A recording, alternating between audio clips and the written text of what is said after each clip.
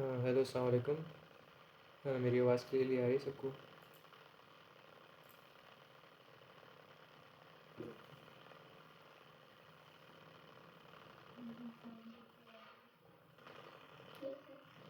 Okay, okay, okay.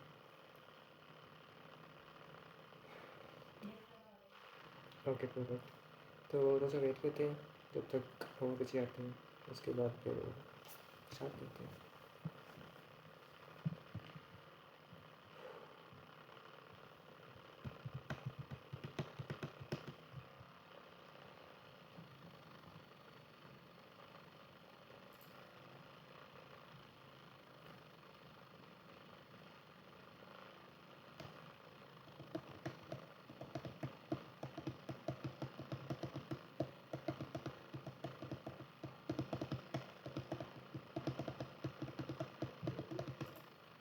अच्छा, आज ना मैं ऐसे करूँगा कि पहले थोड़ा सा प्रीवियस का डिस्कस हो जाए, और जो अगर किसी का कोई सवाल हो तो वो सारा हो जाए ना, फर्स्ट 15 to 20 मिनट्स। उसके बाद जब अगला स्टार्ट करेंगे ना, थोड़ा सा ही है अगला भी, तो I would like to share the PPT. ठीक है, मैं उस वक्त ही शेयर कर दूंगा ग्रुप में, तो साथ साथ आप देखते जाना, ताकि मुझे ना जैसे स्क्रीन ऑन करके आपको एग्जांपल्स ना दिखाने पड़े। तो मैं उसमें एग्जांपल्स ऐड कर दी हैं, उसमें देख लेना, ताकि मैं एक ही फ्लो से करता रहूँ। ठीक है।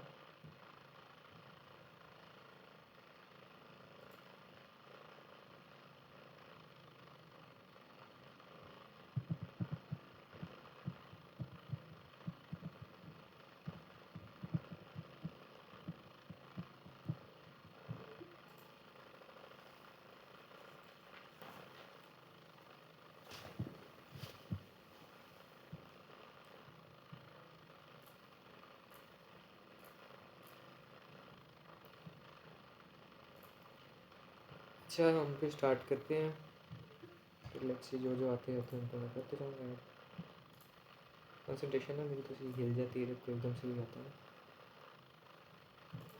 Okay, okay, okay. अच्छा, तो कल हमने किया था, कल का हमारा टॉपिक था यूज़र रिसर्च और टाइप्स ऑफ यूज़र रिसर्च। उसके बाद था हमारा information architecture and wireframing, basics of wireframing.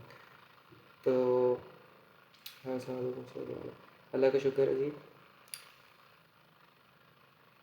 तो अगर तो किसी का उन 3 चीज़ों से रिलेटेड कोई सवाल है तो वो भी पूछ ले, क्योंकि किसी ने गूगल क्लासरूम में नहीं पूछा, तो बहुत अच्छी चीज़ है कि भी नहीं पूछा, क्योंकि समझ आ गई हुई इसलिए नहीं पूछा होगा आई गेस, या वैसे नहीं पूछा होगा, वो भी अलग बात है। तो अगर किसी को सवाल है तो पूछ ले, नहीं तो फिर मैं पूछूंगा। तो आई थिंक किसी का कोई सवाल नहीं है। अच्छा, मुझे पहले तो मैं आपसे लोगों से थोड़ा सा पूछ लूँ एक चीज़, कि ये जो मैं अभी करा रहा हूँ फर्स्ट वीक में, तो ये मोस्टली लोगों को आता है या अभी नहीं, मतलब इनके बारे में नहीं पता था कुछ? तो कोई बता दे किसी के उसको पता था इन चीज़ों को ऑलरेडी, कि नहीं पता था?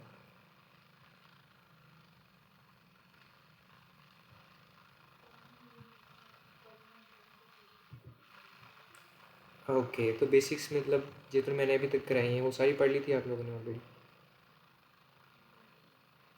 Okay, okay, okay. चले, एक बेस स्टार्ट की थी मैंने, क्योंकि फर्स्ट वीक तो मैं बेसिक्स ही कराने थे। उसके बाद क्योंकि अब 2 महीने का टाइम है ना, तो आई थिंक अभी अगर फिग्मा स्टार्ट कर देते ना हम, तो फिग्मा ही ख़त्म हो जाना था हमारा, 1 महीने में ख़त्म हो जाना था। अच्छा, अच्छी बात है यार, बिगिनर हो लेकिन एक वेबसाइट डिज़ाइन की है, इट्स अ ग्रेट थिंग। तो यूट्यूब से भी सीखता हूँ, हाँ अच्छी बात है, ये बहुत अच्छी चीज़ है कि जो चीज़ मैं तो 1 घंटे का लेक्चर दे रहा ना, 1 घंटे नहीं 40 मिनट्स का आएगा, 35-40। तो जो चीज़ आपको यहाँ से समझ ना आए ना, तो एक तो हल है कि आप मुझसे सवाल पूछ लें, तो I would be more than happy to answer that. Otherwise tutorials हैं, लाखों ट्यूटोरियल्स हैं, ज़रूरी नहीं है कि जो यहाँ सीखा उसी के बारे में ट्यूटोरियल देखें। मेरे से आगे निकल जाए आप लोग बेशक, अगर आपको लगता है कि आप कहते हैं कि ये जो सर ने इस वीक पढ़ाया है वो तो मुझे ऑलरेडी आता है, तो मैं सैटरडे संडे या फिर किसी दिन मैं आप आगे कर लेता हूँ, सर से आगे निकल जाता हूँ, तो वो भी अच्छी चीज़ है, कर लें।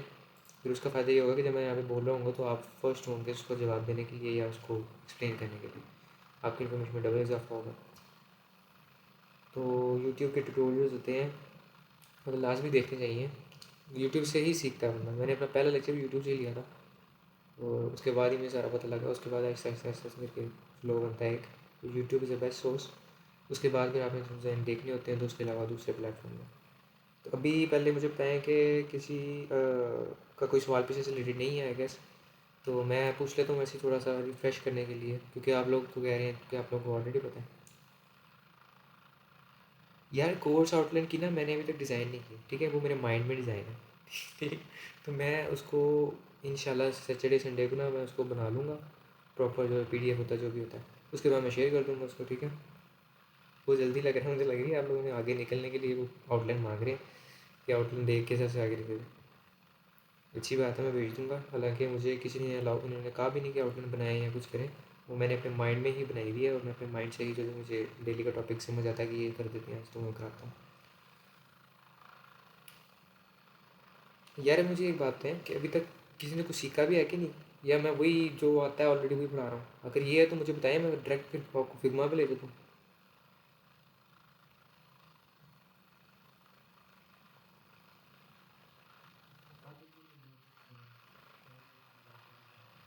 ओके, मतलब कुछ सीखा है ना, कुछ ना कुछ तो सीखा ही है ना। ऐसे तो नहीं हुआ ना कि मैंने जितने भी काम। यार सर आप फिग्मा स्टार्ट कर दें, यार मैं उसी का कंफर्मेशन चाह रहा हूँ कि अभी जैसे एक बच्चे ने बोला कि सर सीखा भी है कुछ, तो उसका ही है। अगर मैं डायरेक्ट फिग्मा से स्टार्ट कर दूंगा अभी, तो भी कुछ होंगे जिन्होंने, क्या नाम है। नो, ये किस चीज़ का सवाल है? नो। हम्म।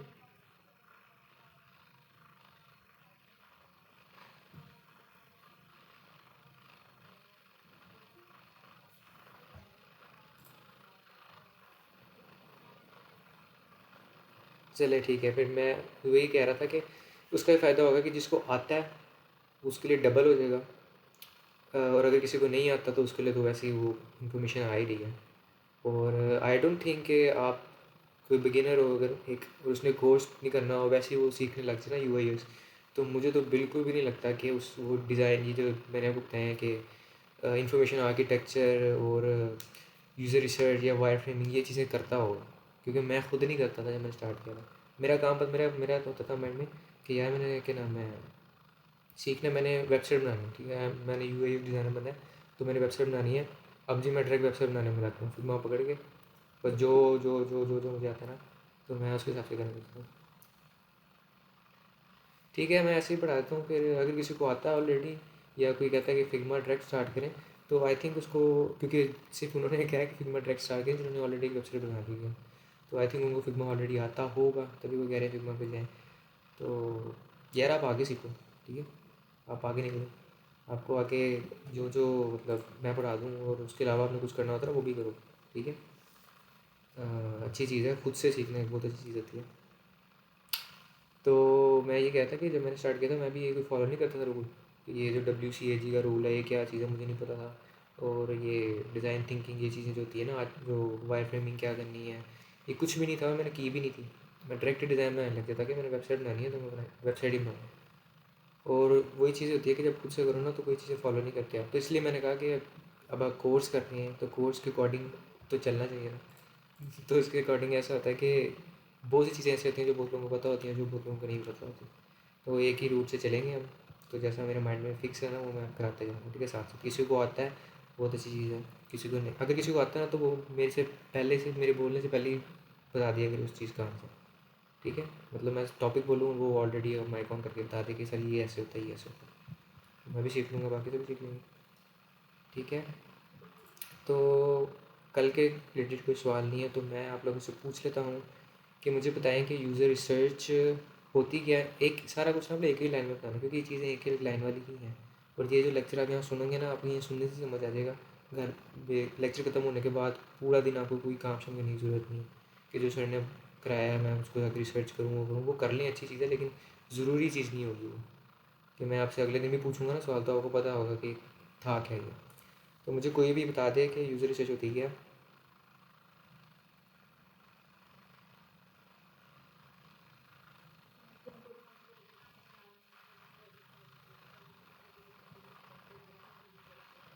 हाँ एग्जैक्टली। नाउ ये बिल्कुल सही जवाब, बिल्कुल सिंपल सा। आप देखे वन लाइन मैंने समझाया, सबको पता लग गया होगा। और user research research about users.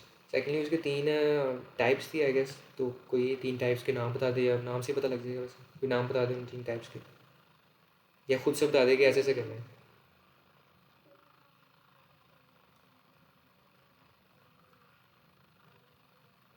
जी।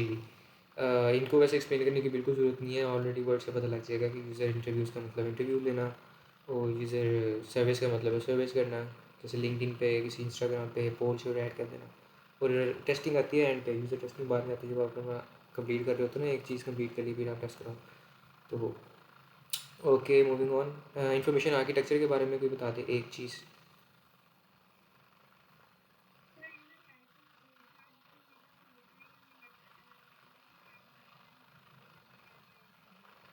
हाँ जी, एक फ़्लो चार्ट बनाना है। फ़्लो चार्ट, फ़्लो का मतलब होता है, यार उर्दू में क्या कहते हैं फ़्लो चार्ट, फ़्लो को? ठीक है। अच्छा, फ़्लो का मतलब होता है एक रिदम, रिदम से लेके जाना, ठीक है? फ़्लो, रिदम से लेके जाना, और चार्ट मतलब उस फ़्लो का चार्ट बनाना। तो वैसे यही होता है कि यूज़र को एक रिदम से लेके जाना होता है आपने, कि वो अगर होम पेज पे है, उसे कपड़े लेने, तो वो एंड तक कैसे जाएगा, क्या क्या स्टेप से जाएगा, तो वो आप पहले एक डिज़ाइन कर लेते हैं सारा, ताकि डिज़ाइनिंग के वक्त आपको इशू ना आए। डिज़ाइनिंग के वक्त आपको पता हो कि अच्छा होम पेज पे अब अगली स्क्रीन बनानी है मैंने कार्ड की, कार्ड पे अब मैंने अगली स्क्रीन बनानी है पेमेंट की, तो वो ईजी हो जाता है सब कुछ। उसके बाद फिर था वायर फ्रेमिंग का बेसिक, तो वो मैं पूछना बनता नहीं, क्योंकि आज वायर फ्रेमिंग के बारे में भी थोड़ा सा करेंगे, तो उसमें रिफ़्रेश हो जाएगा, या तो बताना है किसी ने तो मोस्ट वेलकम।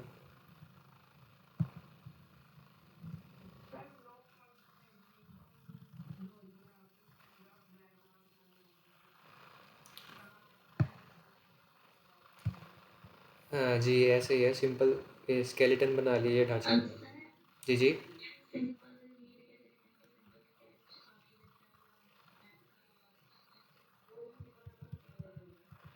जी जी जी, तो आप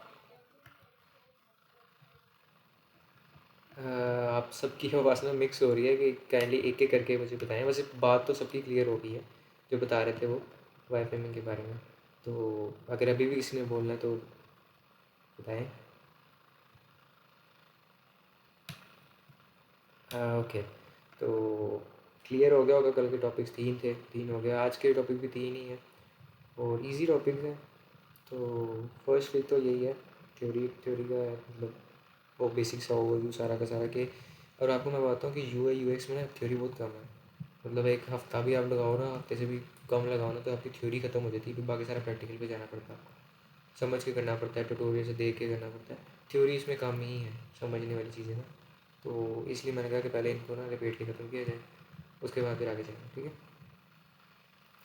तो आज अभी अभी इस कल के लेक्चर से, परसों के लेक्चर से, उससे पहले के लेक्चर से कोई भी रिलेटेड क्वेश्चन, कोई थ्योरी, कोई क्यूरी या कुछ भी है ना, तो मुझसे भी पूछ लें।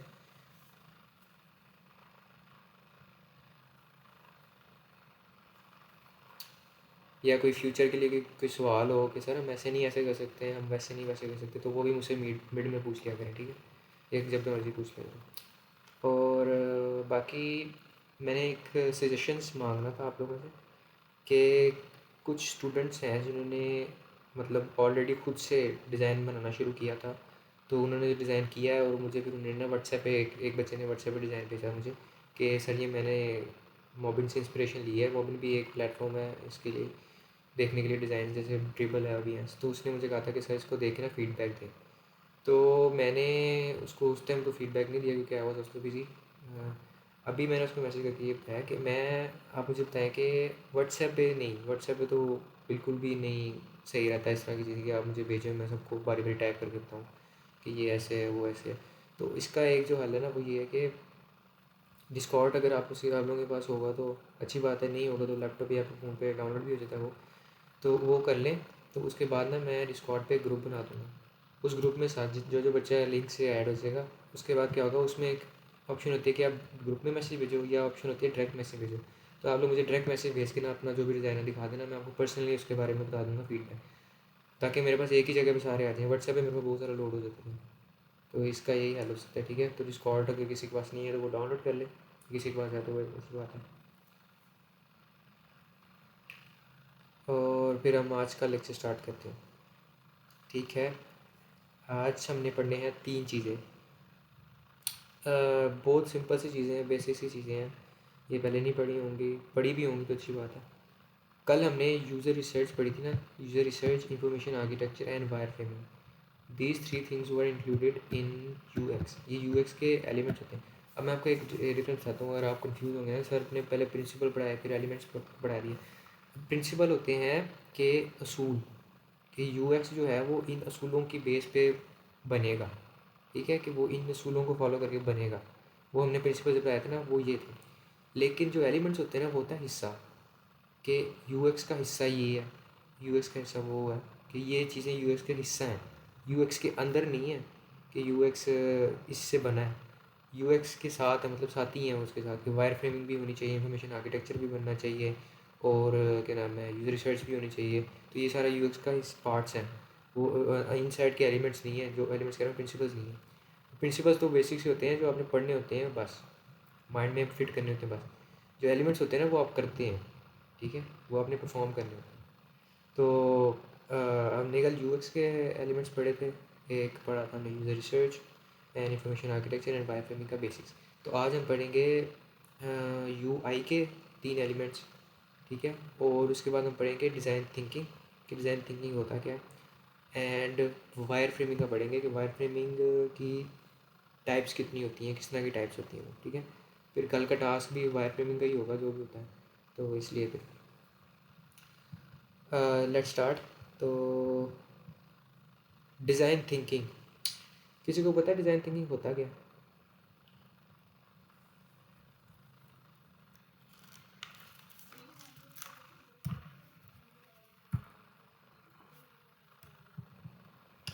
जी, यही होता है थिंकिंग अबाउट डिज़ाइन। सिंपल एक प्रोसेस होता है कि आपने अपना डिज़ाइन बनाना, ये वो चीज़, ये जो डिज़ाइन थिंकिंग है ना, इसके भी पार्ट्स होते हैं, इसके की स्टेप्स होते हैं 5, जो कि यूनिवर्सल है, जो 5 को फॉलो करना होता है आपने स्टेप। और अब जो मैं बताता हूँ आपको बात, कि जो डिज़ाइन थिंकिंग है ना, ये भी आपने करनी नहीं होती, ठीक है, ये अपने माइंड में फिक्स करनी होती है, आपने ये परफॉर्म नहीं करनी होती है, अपने माइंड में लेके चलना होता है इसको। इसमें जो स्टेप्स होते हैं ना, वो अपने माइंड में आप करते जाते हैं, साथ साथ होते जाते हैं, फिर आपका डिज़ाइन अच्छा बन जाता है। अब मैं आपको बताता हूँ डिज़ाइन थिंकिंग होता क्या, उन्होंने ऑलरेडी एक्सप्लेन कर दिया पर अच्छा। तो डिज़ाइन थिंकिंग होता क्या, डिज़ाइन थिंकिंग एक तरीका होता है जिसको आप फॉलो करते हैं प्रॉब्लम्स को सॉल्व करने के लिए, ताकि आपको हो कि यूज़र को जो नीड है ना, वो उसके अकॉर्डिंगली हमने डिज़ाइन बनाना है, उसकी प्रॉब्लम को सॉल्व करना है, वो होता है डिज़ाइन थिंकिंग, ठीक है। अब इसके पार्ट्स होते हैं मेन, इसकी जो डेफिनेशन है वो तो सिंपल सी है, कि design thinking is a way to solve problems by focusing on what user needs. मैं यार आप लोगों को वो शेयर ही ना कर दूँ पीपीटी।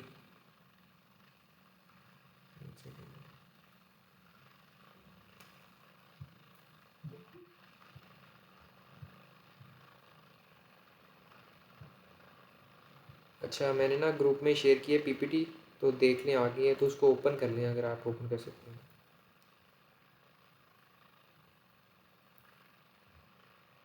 अच्छा, डिज़ाइन थिंकिंग क्या होती है?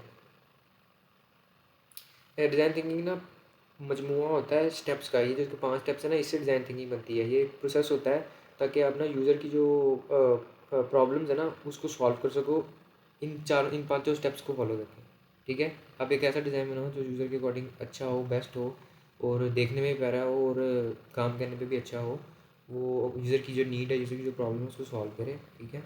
और वो आप करते हो इसके जो 5 की स्टेप्स हैं उनको फॉलो करके। अभी मैंने ग्रुप में एक इमेज भी भेजी है, उस पर 5 की स्टेप्स लिखे हुए हैं, एक एक्स्ट्रा भी लिखा हुआ है आपने, माशाल्लाह 6वां लिखा हुआ है जो कि बहुत सिंपल है। अच्छा, तो इसके पहले पहला जो स्टेप है ना इसका, वो होता है इम्फिसाइज। इम्फिसाइज में क्या करना होता है, आपने अंडरस्टैंड करना होता है यूज़र को। इसमें आ जाती है यूज़र रिसर्च, आ जाती है सारा कुछ, इसमें आ जाती है यूज़र रिसर्च पर, कि आपने यूज़र को अंडरस्टैंड करना है कि यार यूज़र की नीड क्या है, उसको इशू क्या आ रहा है, वो चाहता क्या है, और उसके इशू के जो पेन पॉइंट्स हैं वो क्या, पेन पॉइंट्स होते हैं तकलीफ होने वाले जो पार्ट्स होते हैं, कि एक फ़्लो चल रहा है उसको, कि इस फ्लो में जाके वो यहाँ अटका, फिर उसको फ्लो आगे गया, फिर आगे वहाँ अटका, तो वो पेन पॉइंट्स होते हैं मैंने से। तो इम्फिसाइज का मतलब ये होता है understand the users need, struggles and goals. आपने अंडरस्टैंड करना होता है यूज़र के नीड्स क्या हैं, वो चाहता क्या है, उसके इश्यूज़ क्या हैं, सारा कुछ। यार ये बहुत इजी चीज़ें हैं, मैं जो बार बार बोल रहा हूँ, आई गेस आपको सारों को ही आती होंगी, अगर नहीं भी आती तो अब तो डेफिनेटली आ जाएंगी। और अगर मैं बार बार रिपीट करते हो ना लेक्चर में ही 3-4 बारी, तो उसके लिए मैं क्या कर सकता हूँ, मुझे अब आदत है रिपीट करने की। तो आगे फिर मूव करते हैं, एक एम्फेसाइज हो गया। नेक्स्ट होता है एम्फेसाइज के फेज़ को कहते हैं अंडरस्टैंड फेज़। ठीक है, इसमें आपने अंडरस्टैंड करना होता है बस कि यूज़र के बारे में जितनी भी चीज़ें आप अंडरस्टैंड कर सकते हो। ठीक है, सेकंड जो फेज़ आता है ना, उसको उसको जो सेकंड स्टेप है उसको कहते हैं डिफ़ाइन। पहले आपने यूज़र का इन्फॉर्मेशन गैदर कर ली कि यार यूज़र के ये इश्यूज़ हैं। ठीक है, अब आपने उनकी बेस पे निकाला एक हल कि ये प्रॉब्लम है ओवरऑल जो यूज़र को फेस आ रही है, ये प्रॉब्लम्स हैं, ये इश्यूज़ हैं, और ये चीज़ें यूज़र को पसंद भी आ रही हैं। ठीक है, वो आपने कर लिया डिफ़ाइन अपने माइंड में, अपने रफ़ कॉपी पे कहीं भी आपने ना उसको फिक्स कर लिया कि यार यूज़र की ये चीज़ें हैं जो यूज़र को पसंद भी हैं, और ये चीज़ें जो यूज़र को पसंद नहीं हैं, और ये चीज़ें मैंने सॉल्व करनी, वो आप कर लेते हो डिफ़ाइन। उसके बाद आप मूव करते हो अगले स्टेप पे, जिसको कहते हैं आइडिएट। आइडिएट का मतलब होता है कि आपने अपने माइंड में, जो मैंने आपको बताया ना पहले कि ये सारी चीज़ें करने वाली नहीं है, अपने माइंड में करने वाली है। तो जो आइडिएट का मतलब है कि आइडिया लेना, अपने आइडियाज़ अपने माइंड में आइडिया जनरेट करना, जितने भी आपके आइडिया हो सकते हैं, क्रिएटिव आइडियाज़ हों, जितने भी हों, जो भी आइडियाज़ हो ना, आपको उस इंफॉर्मेशन की बेस पे कि जो आपने अभी दो पिछले स्टेप में ली है कि यूज़र की प्रॉब्लम क्या है और यूज़र की प्रॉब्लम सॉल्व क्या करनी है, और उसकी बेस पे फिर आप एक अपने माइंड में डिज़ाइन बनाते हो कि यार एक यूज़र था, वो कह रहा था कि अमेज़ोन का जो कार्ट का बटन है ना, वो छोटा है। तो आपने अपने माइंड में उस कार्ट के बटन को थोड़ा सा बड़ा कर दिया।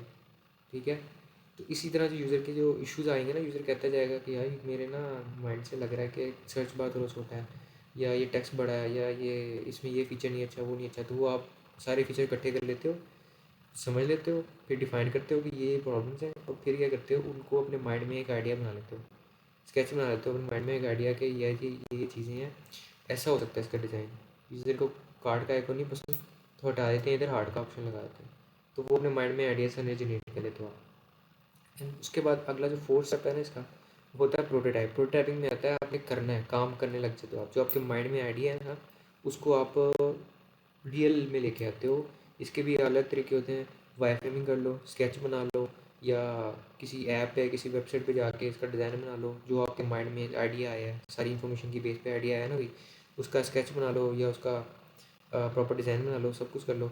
और जब ये सारा कुछ हो जाए, फिर आ गया था टेस्टिंग।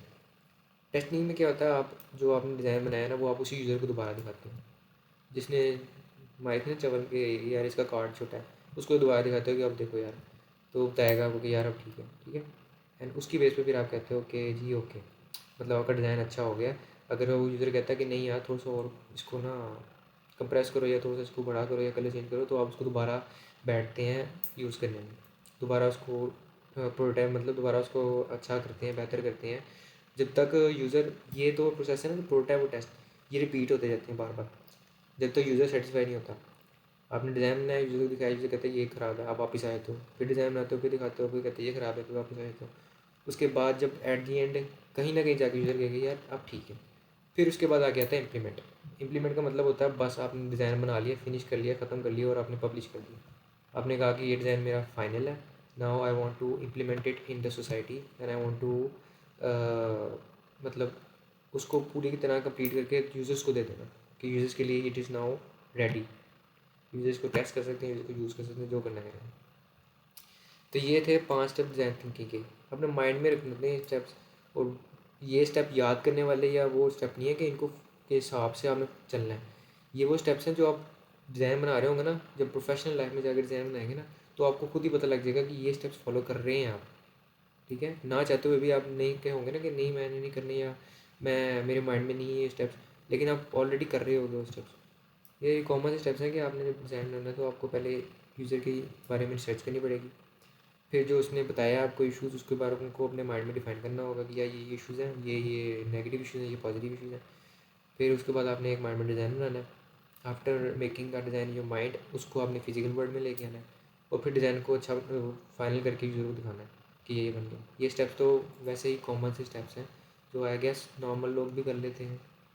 तो अगर किसी का डिज़ाइन थिंकिंग से रिलेटेड कोई सवाल है तो पूछ ले। अभी किसी ग्रुप में पूछा है कि sir you have it's recording session.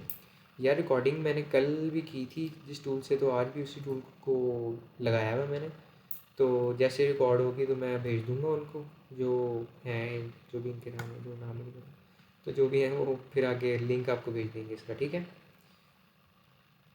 क्योंकि कुछ बच्चे हैं जो आज नहीं लेक्चर ले पा रहे, मुझे मैसेज आ गया था कि वो नेट का इशू है कुछ भी, तो उनको लेक्चर भी मिल जाएगा, पीपीटी मैंने शेयर कर दी है, बाकी देख लेना, ठीक है।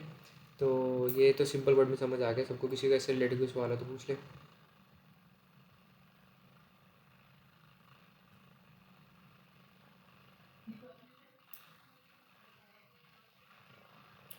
सेकंड ऑप्शन कौन सा, मतलब स्टेप सेकंड? Okay, define. पहला आपको सबको क्लियर है ना कि अंडरस्टैंड यूज़र नीड्स, एम्फेसाइज का मतलब होता है यूज़र के बारे में समझना कि उसको क्या क्या इश्यूज़ हैं, यूज़र से बात करना और उसके बाद देखना कि उनको क्या इशू आ रहा है इस ऐप को यूज़ करते हुए, ठीक है। सेकंड होता है डिफाइन। आपने जो यूज़र ने सारी प्रॉब्लम्स आपको बताई है ना, आपने उनको डिफाइन करना है अपने माइंड में कि यूज़र, अगर एक यूज़र है वो कह रहा है कि मुझे ना ये ऐप में ना जहाँ मैं जाना ना वहाँ मुझे समझ नहीं आ रही, मैं कैसे जाऊँ, ठीक है। तो उसने आपको यूज़र ने बस ये कह देना कि यार मुझे समझ नहीं आ रही, मैं यहाँ से वहाँ कैसे जाऊँ। आपने उससे रिसर्च कर ली, यूज़र के बारे में फीडबैक ले, इन्फॉर्मेशन ले ली, अंडरस्टैंड कर लिया यूज़र की प्रॉब्लम को। अब आपने डिफाइन कर लेना उस प्रॉब्लम को लिख के कि यार user finds the app hard to navigate, ठीक है, मतलब user is unable to find where he wants to go. ये आपने उसको डिफ़ाइन कर लिया ऐप को, प्रॉब्लम को डिफ़ाइन कर लिया कि यार यूज़र को समझ नहीं आ रही उसने होम पेज से आगे जाना कहाँ पे है, किस तरह जाना है। तो ये बस सिंपल सा है कि डिफ़ाइन कर लेना, जो आपने यूज़र से पूछा है उसने बताइए ये प्रॉब्लम है, उसने तो आपको ऐसी प्रॉब्लम बतानी है ना नॉन प्रोफेशनल वे में कि यार मुझे यहाँ पे ना ऐप में ये इशू आ रहा है वो इशू आ रहा है, जो इशू भी उसको आ रहा होगा उसको फिर अपने माइंड में प्रॉपर वर्डिंग दे के डिफ़ाइन कर लेना है, ठीक है। कि प्रॉब्लम उसको असल में ये आ रही है, उस बेशक वो जो मर्ज़ी के कि उसको नेविगेशन नहीं मिल रही, तो आपको समझ तो आ जाएगी कि उसको इसलिए नहीं मिल रही क्योंकि नेविगेशन बार नैब बार में बटन क्लियर नहीं है, तो इसलिए उसको पता नहीं लग रहा कि यहाँ से कहाँ जाना है या इधर किस तरह जाना है। तो आप उसको डिफाइन कर लेते हो, user can't find the navigation button, so I have to create a button which is visible, ठीक है। This is the simple definition of define. और किसी का कोई सवाल?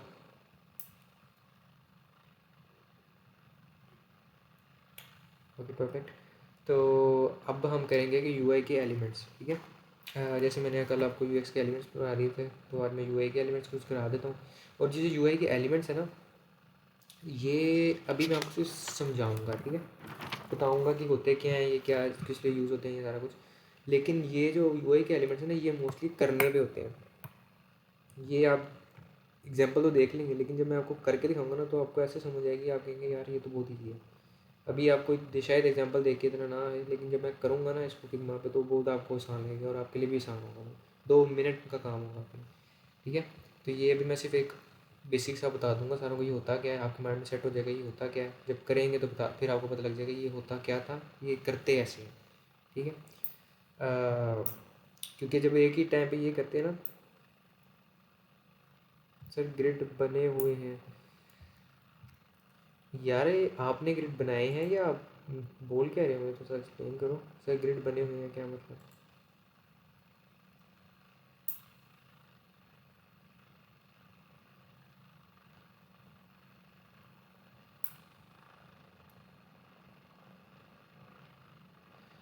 यार तो सर एक्सप्लेन करो, सर जो शेयर किया आपने यूआई एलिमेंट। हाँ हाँ, जो मैंने ग्रिड कह रहा हूँ, जो मैंने पीपीटी शेयर किया है उसमें बनी हुई है। उसमें मैंने बताया था कि मैंने उसमें एग्जांपल्स को साइड में कोशिश की है कि वो अच्छे से नज़र आ जाए, क्योंकि जब बाद में आप नेट से पीपीटी बनवाते हैं ना तो उधर कुछ चीज़ें लिमिटेशन होती हैं। तो उसमें यूआई के एलिमेंट्स में पहला जो है ना ग्रिड, हम उसको करेंगे पहले। तो उसमें एग्जांपल उसने दिखाई हुई है, मैंने दिखाई हुई मतलब, ठीक है। तो स्टार्ट करते हैं यूआई के एलिमेंट्स से। मैंने आपको बताया पहले कि यूएक्स के जो एलिमेंट्स होते हैं ना, वो आपने करने होते हैं, जो प्रिंसिपल्स होते हैं वो अपने माइंड में फिक्स करने होते हैं, ठीक है। अब यूआई के एलिमेंट्स वो भी आपने करने हैं, जो प्रिंसिपल्स हैं वो अपने माइंड में फिक्स करने थे बस, कि ये प्रिंसिपल्स हैं, इनसे यूआई बनता है। लेकिन यूआई के साथ जो चीज़ें ऐड करनी है वो ये हैं जो एलिमेंट्स में। अब मैं आपको सिर्फ बेसिक सी चीज़ें बताऊँगा, इसका बेसिक सा ओवरव्यू दूंगा, तो बाकी प्रैक्टिकल करने से ही अच्छे तरीके से आ जाएगा। ये नहीं कि प्रैक्टिकल करने से ही आएगा, अभी कुछ नहीं आएगा, अभी भी आपको समझ आ जाएगी कि होता क्या। और ये रूल होता है कि समझ के समझना और उसी टाइम करना, ये आपका टाइम कंज्यूमिंग होता है, ठीक है। अगर आपने एक दिन समझ लिया, अगले दिन आपने उसको किया है ना, या कुछ दिन बाद आपने उसको किया है, वो ज़्यादा बेटर होता है। वो इसलिए बेटर होता है कि आपके माइंड में रिफ़्रेश हुई होती है मेमोरी, आपको पता होता है कि ये चीज़ ऐसे होनी है, तो आप उसको प्रैक्टिकल करते हो और आपके 10 मिनट लगते हैं या 15 मिनट लगते हैं बस। लेकिन अगर आप एक ही टाइम पे सीख रहे होगे और सीखते सीखते कर रहे होगे ना, वो टाइम कंज्यूमिंग हो जाता है। तो आज हम बेसिक सीख लेंगे, जब करेंगे तो आपको वैसे पता चलेगा। अच्छा, वैसे किसी को पता है ये यूआई के एलिमेंट्स के बारे में, कोई किसी ने किया हो पहले, या मैं एक्सप्लेन कर दूँ?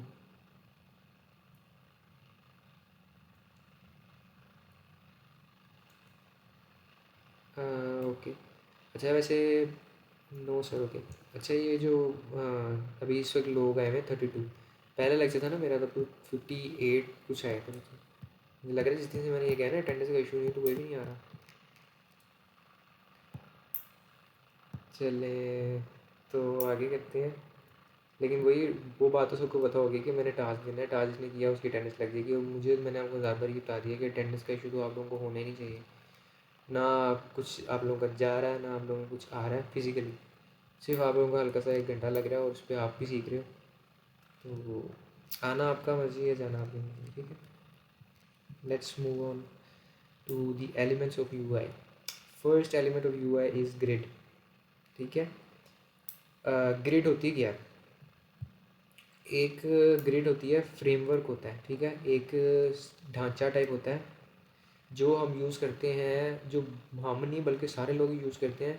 वो सर जो रेगुलर है वो सीख रहे हैं जी, जो रेगुलर है वही सीख रहे हैं, तो रेगुलर रहे हैं वो फिर अच्छी बात है। और मैं तो सोच रहा था कि पहले तो मैंने ये सोचा था ना कि फ्राइडे को आऊँगा और टास्क दे के आपको चला जाऊँगा। अभी मैंने वही करना, टेंशन ही नहीं ली कि क्लास नहीं मैंने पढ़ानी फ्राइडे को, ठीक है। क्लास नहीं मैंने पढ़ानी, मैंने आगे 10 मिनट में आपको लेक्चर दे के और बता के चले जाना। तो बाकी मैं ये सोच रहा था कि ऐसा करते हैं कि पूरे वीक में जो मैंने पढ़ाया है ना, ठीक है, उसका एक टास्क दे देते हैं। मतलब छोटा सा, छोटे छोटे से माइनर से टास्क हो, जो जो आपके हो जाएंगे 1 घंटे में से पहले ही हो जाएंगे। तो मैं चाह वो हो जाए, जैसे कि आपको मैं कह दूँ कि इन्फॉर्मेशन आर्किटेक्चर बना लें, एक छोटी सी ऐप, बेसिक सा, बहुत ही सिंपल सा वो।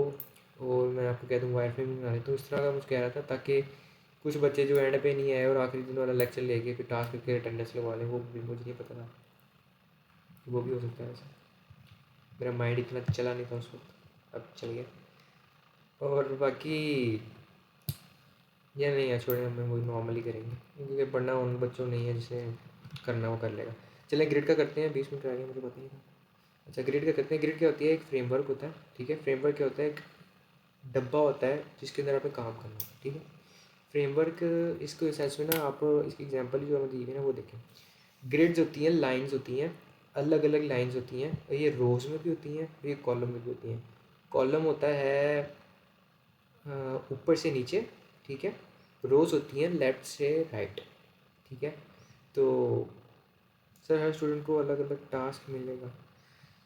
यार मैं 32 स्टूडेंट का कैसे टास्क मिलाऊंगा? मैं ना आप लोगों को एक ओवरऑल टास्क दूंगा। और यार ये बच्चे तो बहुत ज़्यादा हैं, तो मैं सबको अलग अलग टास्क तो आई डोंट थिंक दे सकता हूँ, क्योंकि टास्क ही नहीं होने इतने इतने बच्चे। तो आई थिंक मैं ढूंढता हूँ यार कुछ, इसका मैं करूँगा माइंड सेट लगा के, ठीक है। माइंड लगा के ना इसका मैं थोड़ा सा अपना माइंड लगाता हूँ, उसके बाद देखते हैं क्या होता है। और फिर चलें फिर आगे यार। ग्रिड क्या होते हैं? लाइंस होती हैं जो कि एक रोज़ की फॉर्म में भी होती हैं और कॉलम की फॉर्म में भी होती हैं, ठीक है।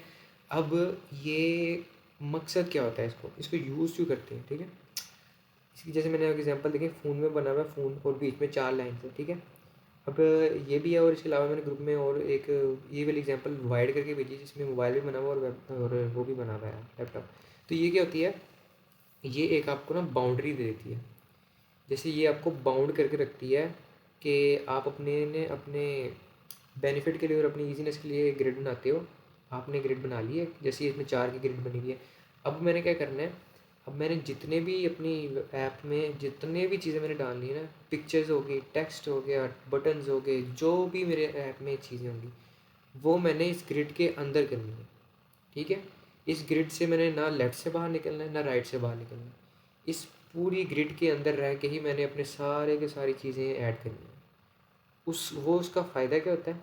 उसका फ़ायदा ये होता है कि ये चीज़ों को क्लियर रखती है, ठीक है। ऊपर से नीचे यूज़र स्क्रॉल करेगा वेबसाइट, और एक ही लाइन से फॉलो हो रहा है ना, कि लेफ्ट साइड राइट साइड से एक ही गैप आ रहा है ऊपर से, वो देखने में बड़ा प्यारा लगता है। ठीक है, वो चीज़ों को क्लियर रखता है और कंसिस्टेंट रखता है। ठीक है, ऊपर से एक ही फ्लो चल रहा होता है, ये नहीं कि ऊपर ग्रिड फॉलो कर ली, नीचे ग्रिड से बाहर आ गए, फिर ग्रिड फॉलो कर ली, फिर नीचे से बाहर आ गए। ऐसा हो सकता है कि आप ग्रिड के अंदर ही अंदर हो जाए, मतलब एक तो होता है ना कि ग्रिड को टच कर रहे हैं आप, लेफ्ट साइड से राइट साइड से टच कर रहे हैं, वो तो प्यारा लगता ही है कि लेफ्ट साइड पे एक बटन है, राइट साइड पे एक बटन है, और बीच में इन्फॉर्मेशन है जो भी, वो प्यारा लगेगा। लेकिन बाउंड्री जो रूल है वो है बाहर नहीं जाना। You don't have to go outside of the grid, you can do anything and everything inside the grid. बेशक वो बटन को कोनों कोनों से हटा के बिल्कुल सेंटर में ले आए, वो ठीक है, वो भी ठीक है, लेकिन आउटसाइड नहीं जाना ग्रिड के। उसको फिर वो उसका फ़ायदा यही होगा कि डिज़ाइन आपको प्रॉपर लगेगा ऊपर से नीचे आते आते। सारा जो ऊपर लेफ्ट साइड पे गैप होगा, राइट साइड पे गैप होगा, वही फॉलो होकर नीचे तक गैप आएगा। ठीक है, वो प्यारा लगता है डिज़ाइन बहुत। वो सारे के सारे यूज़ करते हैं वो। तो बहुत सी ऐप ऐसे भी होते हैं जिन्होंने बहुत ही माइनर सा कोने पे गैप छोड़ा होता है, और जिन्होंने बहुत ही ज़्यादा छोड़ा होता है, तो वो सारे कुछ ना कुछ गैप छोड़ते हैं। ठीक है, ग्रिड की ये होती है ग्रिड। ठीक है, अब इसमें कॉलम्स आते हैं, रोज़ आती हैं, और एक और चीज़ आती है गटर। ये नॉर्मल गटर, मतलब गटर क्या कहते हैं, गटर होती है स्पेस होती है जो रोज़ और कॉलम के बीच में होती है। जैसे ये जो मोबाइल में बनी है, इसमें जो एक रेड कलर की लाइन है बड़ी, उसके बाद एक वाइट कलर की स्पेस है ना छोटी सी, फिर रेड लाइन है, फिर छोटी सी स्पेस है। तो जो स्पेस है ना, इसको कहते हैं गटर, जो स्पेस बिटवीन कॉलम्स और रोज। और बाकी मैं जब ग्रिड बनाऊंगा ना, तो फिर मैं आपको बताऊंगा कॉमन साइजेस क्या होते हैं ग्रिड के, जो मोस्ट कॉमनली मैं यूज़ करते हैं, बाकी यूज़ करते हैं। तो इसमें यही होता है कि ग्रिड होती है एक क्या कहते हैं, लिमिटेड फ्रेम बनाना, ताकि आप उसके अंदर रह के काम करें, कुछ चीज़ें बाहर ना जाएं, ये प्यारा लगता है वहाँ। इससे रिलेटेड कोई सवाल है ग्रिड से रिलेटेड?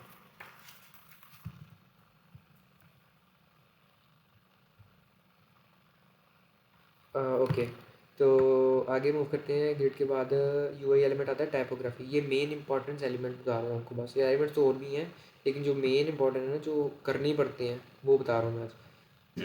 तो आज का जो है वो है टाइपोग्राफी। सेकंड होता है टाइपोग्राफी। ठीक है, फर्स्ट हो गया grid, second is typography. Typography आपको वर्ड से पता लग रहा है क्या है। ये होता है जिसके अंदर टेक्स्ट के बारे में सब कुछ आपने डिसाइड करना होता है। जो अपने वेबसाइट पे जितना भी आपका टेक्स्ट जाएगा, ऐप में जितना भी टेक्स्ट जाएगा ना, वो टाइपोग्राफी कहलाएगी।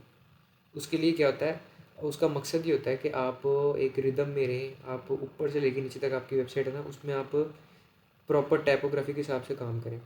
अब टाइपोग्राफी क्या होती है, टाइपोग्राफी जनरेट करते हैं आप, उसके लिए अलग अलग चीज़ें होती हैं, प्लेटफॉर्म्स होते हैं या प्लगइन्स होते हैं, उनके थ्रू जनरेट कर लेते हैं। जो आप ख़ुद भी जनरेट कर सकते हैं फिजिकली, लेकिन वो काफ़ी लंबा काम हो जाता है वो। हम वैसे यूज़ वैसे बहुत सी वही करते हैं प्लगइन्स। तो ये क्या करते हैं, ये एक प्लगइन आपको ना एक बना के दे देता है टाइपोग्राफी। उसमें वो आपको बता देता है कि जो बड़ी हेडिंग है ना, वो होगी इतने की, इतने साइज़ की, उससे छोटी हेडिंग इतने की, फिर छोटी हेडिंग इतने की। वो ऐसे करते करते करते सबसे छोटे बटन, सबसे छोटे टेक्स्ट तक लेके जाएगा, सबसे बड़े से सबसे छोटे टेक्स्ट तक। ठीक है, वो बता देगा आपको कि सबसे बड़ी जो हेडिंग होगी ना आपके पूरे लैंडिंग पेज में, जहाँ जहाँ आपने बड़ी हेडिंग यूज़ करनी है, वहाँ पे ये साइज़ यूज़ करना है। जहाँ पे आपने छोटी हेडिंग यूज़ करनी है, वहाँ ये यूज़ करना है। जहाँ पे आपने सबसे छोटी हेडिंग यूज़ करनी है, वहाँ पे ये यूज़ करना है। अब उसका फ़ायदा आपको क्लियरली पता लग जाएगा जब पूरी वेबसाइट में हेडिंग एक साइज़ की होगी, सब हेडिंग एक साइज़ की होगी, पैराग्राफ का साइज़ एक साइज़ का होगा, बटन के अंदर जो टेक्स्ट होता है वो एक साइज़ का होगा, तो ऑलरेडी आपके डिज़ाइन में कंसिस्टेंसी आ जाएगी। ठीक है, आपका डिज़ाइन ऑलरेडी प्यारा लगेगा। कोई ऐसा नहीं होगा कि यार ऊपर इतना बड़ा टेक्स्ट किया हुआ है, नीचे इतना छोटा सा, और वो भी हेडिंग का, तो वो इशू नहीं आएगा। और इसकी इम्पोर्टेंस ये होती है कि आप ना इजीली, आपकी वेबसाइट में कुछ चीज़ें होती हैं जो आपने दिखानी होती है यूज़र को, यार ये इंपॉर्टेंट चीज़ है, तो यूज़र, आप चाहते हो कि यूज़र का फोकस डायरेक्टली इस पे जाए, तो उसके लिए आप बड़ी हेडिंग यूज़ कर लेते हो, बिग एंड बोल्ड फॉन्ट को हेडिंग यूज़ कर लेते हो आप, ताकि यूज़र आए। और जैसे आपने बहुत सारी जैसे गूगल है, गूगल का जो सर्च पेज है फ्रंट, उस पर इतना बड़ा गूगल लिखा हुआ है उसमें, वो टाइपोग्राफी है, इतनी बड़ी उसमें गूगल लिखा हुआ है अपना उसका। और इसी तरह बहुत सी ऐप वेबसाइट्स होती हैं, ऐप्स होती हैं, जिसमें आप जाते हो सबसे पहले लिखा होता है वेलकम टू दिस ऐप और वेलकम टू दैट वेबसाइट। तो वो आपको ये बताना चाह रहा होता है कि यूज़र का आते ही ध्यान इस पर पड़े। तो वो इसका इंपॉर्टेंट होता है कि आपको इजीली पता लग जाता है कि इंपॉर्टेंट जो चीज़ें हैं ना, उसके लिए आपने बड़ा यूज़ करना है स्टाइल, टेक्स्ट बड़ा यूज़ करना है और छोटा यूज़ करना है। और इसमें ये भी होता है कि जब आप एक ही कंसिस्टेंट से ऊपर से नीचे लेके जा रहे हो तो जो टाइपोग्राफी के हर एक बटन का हर एक हेडिंग का एक साइज़ हो, बटन के अंदर का टेक्स्ट का एक साइज़ हो, तो वो ऑटोमेटिकली ईजी टू रीड होता है। ठीक है। अब जैसे मैं भी इसको आपको पढ़ा रहा हूँ और पढ़ाते पढ़ाते यहाँ पे कोने पे लेफ्ट साइड पे एक कमेंट सेक्शन है ना, उसमें जो नेम्स है ना आप लोगों के वो एक ही साइज़ के हैं, और जो नेम के नीचे कमेंट है वो एक साइज़ का है, और कमेंट के सामने जो टाइम है वो भी एक साइज़ का है। ठीक है। तो ये सारे तीनों साइज़ अलग हैं, लेकिन सारे फ्लो सेम है। मतलब सारे जितना भी एक बंदे का नाम, टाइम और जो कमेंट है ना, वो सारे ऊपर के वालों के साथ इक्वल है। वो ऑलरेडी देखने में बहुत प्यारा लग रहा है, क्लीन लग रहा है, मिनिमल लग रहा है, अच्छा लग रहा है। तो ये एक फ़ायदा होता है इसका कि ये आपकी पूरी वेबसाइट में कंसिस्टेंसी रहती है, इजी टू रीड होता है, और पता लग जाता है यूज़र को कि क्या चीज़ इंपॉर्टेंट है, क्या चीज़ इंपॉर्टेंट नहीं है। अब इसमें जो एलिमेंट्स होते हैं ना, इसमें क्या क्या होता है, वो होता है इसमें फ़ॉन्ट आ जाता है। फ़ॉन्ट का मतलब होता है जो जो भी आपने यूज़ करना है, टेक्स्ट का स्टाइल, डिज़ाइन कैसा हो, वो फ़ॉन्ट का साइज़ आ जाता है। फ़ॉन्ट का वेट आ जाता है, जिसको कहते हैं बोल्ड, रेगुलर, लाइट, जो होता है ना, बोल्ड करो तो बहुत मोटा आ जाता है, फिर लाइट करो तो बहुत पतला आ जाता है, वो ये चीज़ें होती हैं बस इसमें एलिमेंट्स में। ओके। तो टाइपोग्राफी से रिलेटेड किसी को कोई सवाल हो तो पूछ लो। यार टाइम बहुत जल्दी से, किसी का कोई टाइपोग्राफी से रिलेटेड सवाल हो तो जल्दी से पूछ ले, मैं फिर आगे निकलता हूँ।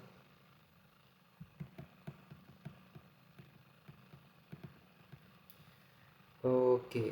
ये समझ आ रही है कि नहीं आ रही?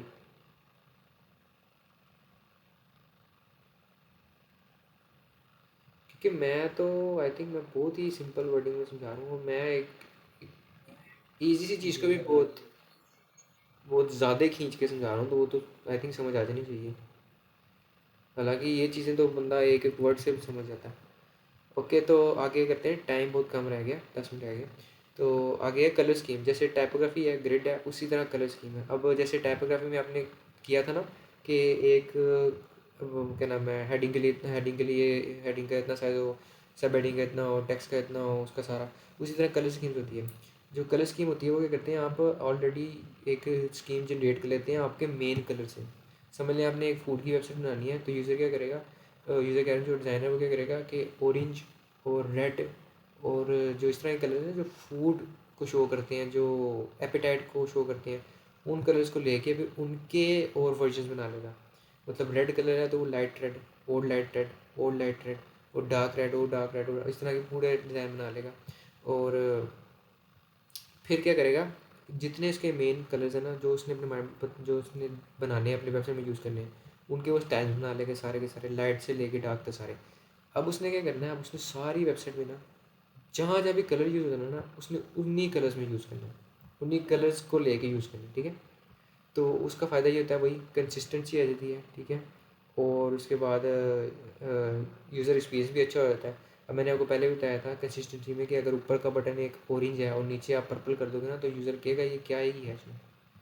ठीक है। तो आप क्या करते हो, ऊपर भी एक अच्छा सा कलर यूज़ करते हो, समझ लें लॉगिन पेज के लिए अगर प्रॉपर ब्राइट सा कलर यूज़ करते हैं आप, ब्लैक ब्लैक बल्कि नहीं, ऑरेंज समझ लें यूज़ करते हैं। और फिर आगे जाके आपने क्या करना है, जो मेन बजट बटन है ना, जो एक्शन के बटन हैं, उसमें भी आपने ऑरेंज यूज़ करना है, ताकि यूज़र को पता लग जाए कि यार ये एक्शन का बटन है, इससे एक्शन होना है मेरा। तो वो क्लियरली यूज़र को पता लग जाएगा। ठीक है। उसके बाद इसमें क्या नाम है, कलर स्कीम बनाते हैं कैसे, इसका तरीका यही होता है कि आपने पहले एक मेन कलर डिज़ाइन करना होता है कि मेन कलर आपके ब्रांड का क्या है।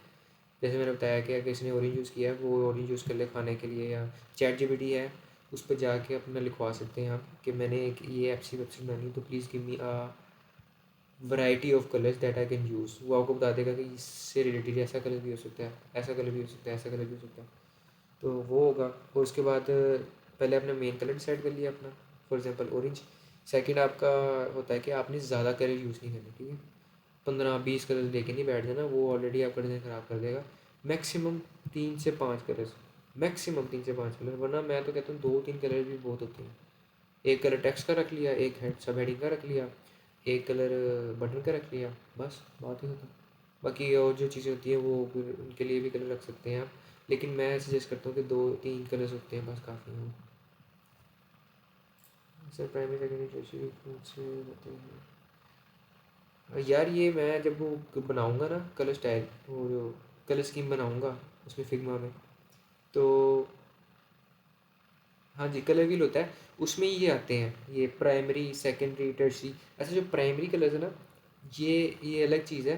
टर्शियरी वगैरह मैं आपको बताऊँगा। टर्शियरी कलर्स दूसरे होते हैं। प्राइमरी कलर्स के होते हैं वो कलर जो मेन कलर होता है आपका, primary, prime, main colours. Secondary colours वो होते हैं जो प्राइमरी कलर्स को सपोर्ट करें, ठीक है। जैसे ऑरेंज है तो लाइट ऑरेंज हो गया, या लाइट रेड हो गया, इस तरह के कलर्स हो गए ना जो आपके मेन कलर्स को सपोर्ट दें, सहारा दें, उनको कहते हैं सेकेंडरी कलर्स। इसके अलावा होता है न्यूट्रल कलर्स।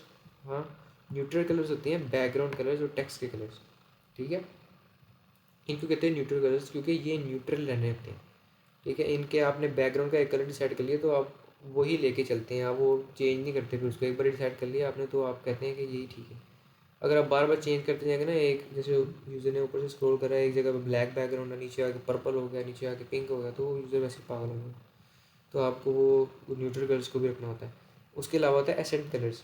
एसेंट कलर होते हैं, वो होते हैं जो इंपॉर्टेंट चीज़ों को हाईलाइट करते हैं बस। अभी मैं बता रहा हूँ ना, सिर्फ बेसिक बता रहा हूँ ताकि आपको माइंड में फिक्स हो जाए। उसके बाद जब हम बाकी जब बनाएंगे ना, तो ये सारे कलर्स बनेंगे साथ साथ, आपको बता दूंगा कि ये वो कलर है और ये वो कलर है, ठीक है। तो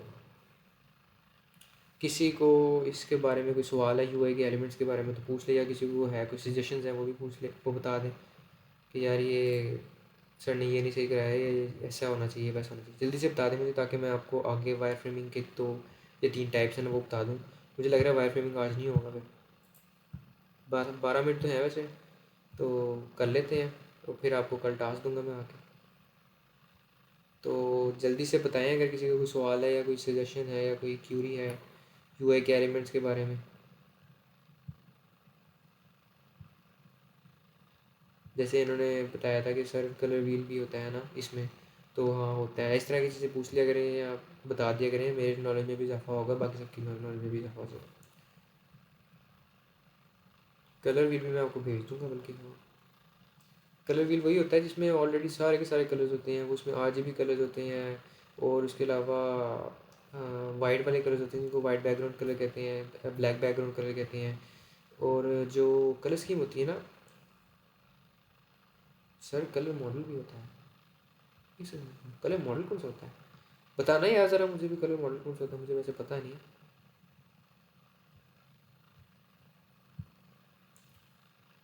बताओ यार, बोल के बताओ ताकि मेरी नॉलेज में भी इजाफा हो।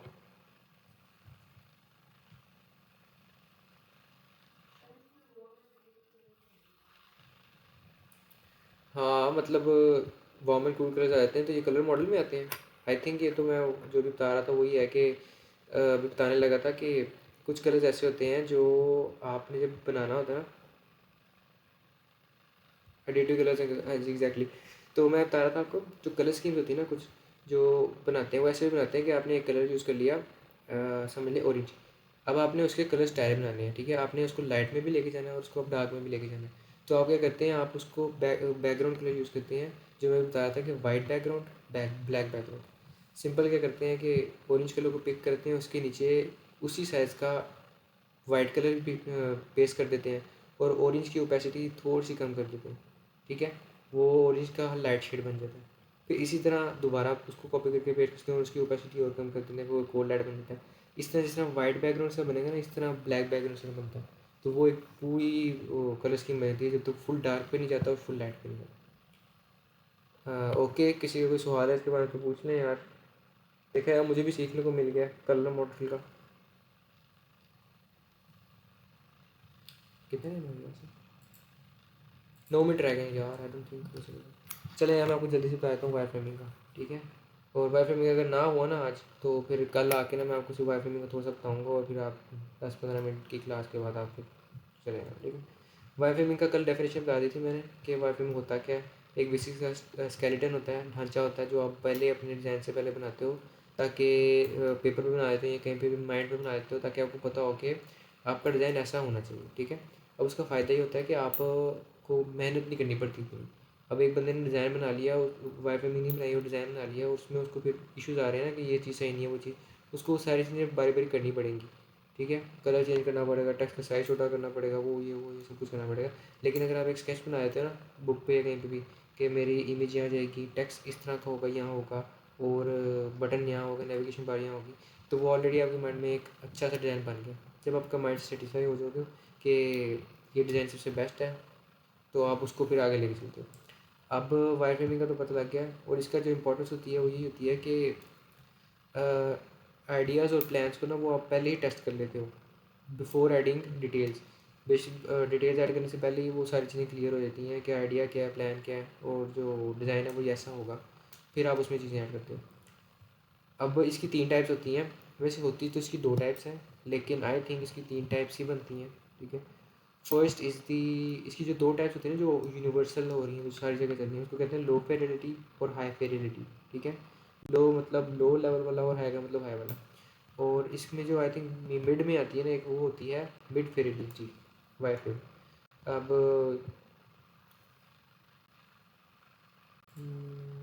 8 मिनट रह गए, आई डोंट नो होगा कि नहीं होगा। ओके, तो पहले आता है लो फेडेलिटी वाईफाई में। वो मैंने आपको कल बताया था। उसमें क्या करना होता है, आपने स्केच से पकड़ के, स्केच को लेके आपने एक पेपर पे या कहीं भी ना एक डिज़ाइन बना लेना होता है, एक स्केलेटन बना लेना होता है अपनी ऐप का या अपनी वेबसाइट का, कि ये चीज़ें यहाँ यहाँ जाएंगी। उसमें आप कुछ भी ऐड नहीं करते, सिर्फ डब्बे बनाते हो, या बस डब्बे से बॉक्सेस बनाते हो, या फिर आपको पता लग जाता है कि यहाँ पे ये लोगो होगा या कुछ होगा, आप लिख लेते हो खाली बस लोगो। तो इस तरह की चीज़ें आप बनाते हो पेपर पे कहीं पे, ठीक है। उसको कहते हैं low fidelity basic sketch, pencil sketch हो गया कोई भी, ठीक है। उसके बाद आगे आता है मिड फिडेलिटी। उसमें क्या करना होता है कि ये डिज़ाइन भी लो ही होता है, ठीक है। तारों में जैसे कि 2 ही होते हैं डिज़ाइन, लेकिन मैं एक ऐड कर रहा हूँ इसमें, तो ये लो ही होता है। लेकिन इसमें आप स्केच में जो आपने बनाया ना डिज़ाइन, जो आपने पेपर में बनाया है, उसी डिज़ाइन को आप वेबसाइट पे किसी बनाते हो, ठीक है। किसी वेबसाइट पे, या मतलब ऑलरेडी जो वायर फ्रेमिंग की वेबसाइट है उन पे, या फिर फिग्मा पे बनाते हो। वो जो उधर आपने बनाया है ना डिज़ाइन पेपर पे, उसी को उसी तरह पेस्ट करते हो आप उस पर, क्या नाम है, वेबसाइट पे या फिर फिग्मा पे, ठीक है। उसमें कुछ ऐड नहीं करते आप, बस आप उसी को उठाते हो और उसको पेस्ट कर देते हो उस पर। उसका ये होता है कि हाथ से बनाया हुआ चीज़ एक अलग लुक देती है, और जो फिग्मा पे या किसी ऐप पे बनाई हुई चीज़ ना, वो एक प्रोफेशनल लुक दे देगी आपको, तो आपको वो और ज़्यादा प्यारा लगेगा। तो आप फिर मिड फिनिटी वाई फ्रेम करते हो कि जो स्केच आपने बनाया है ना पेपर पे, उसको लेके आपने किसी ऐप में बना देना, ठीक है। कुछ नहीं ऐड करना, सिर्फ डिज़ाइन बनाना है। मैंने बताया ना कि उस पर लिखा हुआ है, सिंपल ही होता है। बस इसमें ये होता है कि आपने वहाँ से पकड़ के उसमें फिक्स कर दिया, ठीक है। उसके बाद आगे आता है थर्ड, हाई फिडिलिटी। ये होता है मेन। हाई फिडिलिटी का मतलब होता है फाइनल। इसमें क्या होता है, इसमें जो आपने डिज़ाइन बनाया है ना, ठीक है, जो स्केच से बनाया है, स्केच के बाद आपने वेबसाइट पे ले आए हो, वो सारा आपने डिसाइड कर लिया कि यहाँ टेक्स्ट है, यहाँ इमेज है, यहाँ मेरा नेविगेशन बार है, और यहाँ मेरा जो भी एलिमेंट्स आपने ऐड करने हैं उसमें, कि यहाँ मेरा प्रोडक्ट की डिटेल आएगी जो भी। तो उसमें आप फिर जान डालते हो, जैसे कहते हैं ना, उसमें आप फिर चीज़ें डालते हो, एलिमेंट्स डालते हो और डिटेल डालते हो, ठीक है। इमेजेस की जगह इमेजेस डालते हो, टेक्स्ट की जगह टेक्स्ट डालते हो, नेविगेशन बार की जगह आइकन्स, नेविगेशन के आइकन्स डालते हो, आइकन्स जहाँ पे हैं वहाँ आइकन डालते हो, लोगो की जगह लोगो डालते हो। तो जब ये सारी चीज़ डल जाती है ना, तो वो आपका डिज़ाइन होता है final design. High fidelity design is a final design. इसके बाद कोई डिज़ाइन नहीं होता, ठीक है। ये डिज़ाइन फाइनल होता है। इसके बाद बस ये होता है कि अगर आपको थोड़े बहुत चेंजेस माइनर करने हैं तो वो आप कर लो, या यूज़र से फीडबैक लेके आपको चेंज करने हैं तो वो कर लो। लेकिन इसके बाद कोई नहीं होता कि हाई फिdelity के बाद भी एक डिज़ाइन हो, वो नहीं। बस ये लास्ट होता है पॉइंट। इतने तक बन जाएगा डिज़ाइन आपका, तो उसका मतलब है आपका डिज़ाइन में जान आ गई है, आपका डिज़ाइन बन गया हुआ है। अब इसमें चेंजेस करने हैं अगर यूज़र के अकॉर्डिंग, तो वो आपने करने हैं तो कर लो, ठीक है। लेकिन वो फाइनल डिज़ाइन होता है आपका। ये होती है 3 types. Low fidelity simple wording में है, low fidelity which is a design जो आप स्केच करते हो, ठीक है, पेपर पे पेंसिल से लेके। मिड फिडेलिटी जो पेंसिल से स्केच डिज़ाइन किया है ना आपने, वो आप डिज़ाइन करते हो किसी ऐप पे, किसी वेबसाइट पे या फिग्मा पे, ठीक है, ताकि आपको पता लग जाए। क्योंकि मोस्टली लोग ना जो स्केच करते हैं ना, वो बेसिक से हाथ से पकड़ स्केच करते हैं, प्रॉपर नहीं बैठ के स्केल से लाइन्स लगाना, डब्बे के लाइन्स लगाना, टेक्स्ट की जगह टेक्स्ट यूज लिखना है कुछ, वो नहीं करते। वो बेसिक से बस हाथ से पकड़ के ही बनाए थे। तो जब वो लेकिन लुक जो दे रहा होगा ना, उससे 100% मतलब 100 नहीं कहना, मतलब 50% और अच्छी लुक में बन जाएगी जब आप उसको किसी ऐप पे या फिर किसी प्लेटफॉर्म पे बनाएंगे, ठीक है। उसी को एलिमेंट्स नहीं ऐड करने, बस उसी को शिफ्ट कर देना उधर से उधर। तो वो हो गया सेकंड विच इज़ मिड। उसके बाद फिर थर्ड आता है जिसमें आपने वो जो डिज़ाइन बनाया है ना, जिसमें कुछ भी नहीं है, सिर्फ ढांचा बना हुआ है, उसमें आपने जान डाल देनी है कि उसमें जहाँ इमेज है वहाँ इमेज डाल दी, टेक्स्ट की जगह टेक्स्ट डाल दिया, सारा डाल दिया और उसको फाइनल कर दिया। ये तीसरी जो स्टेप है ना, तीसरा टाइप वो बन गई। इन 3 टाइप को फॉलो करते हैं और फिर आपका डिज़ाइन अच्छा बन जाता है, ठीक है। और एट दी एंड वही है कि फाइनल डिज़ाइन बन जाता है। फिर आपने टेस्टिंग करानी है जैसे तो कराएँ, फिर चेंजेस करें, लेकिन उसका नेगेटिव इम्पैक्ट नहीं जाता कि आपको डिज़ाइन चेंज करना पड़ेगा सारा का सारा या फिर दोबारा से बनाना पड़ेगा, वो नहीं होता। अब अगर किसी का जी जी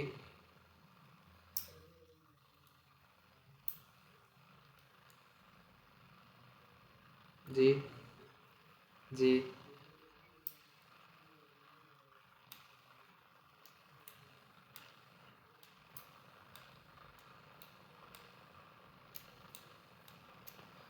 नहीं, वो होता है कि आपने जो स्केच बना रहे हो ना, आपने स्केच में अपना देखना है कि आपकी यहाँ तस्वीर जाएगी और यहाँ जैसे समझ लें फॉर एग्जांपल एक प्रोडक्ट है कि ऊपर प्रोडक्ट की तस्वीर है, कितने मीटर है, इसमें 3 मीटर समझ लें कि ऊपर एक प्रोडक्ट की तस्वीर है, शर्ट भाई शर्ट वाली एक शर्ट प्रोडक्ट है, उसके नीचे फिर डिटेल है, शर्ट का नाम है और समझ लें ये फॉर एग्जांपल कि ऊपर शर्ट की पिक्चर है और नीचे शर्ट के नाम है, ठीक है।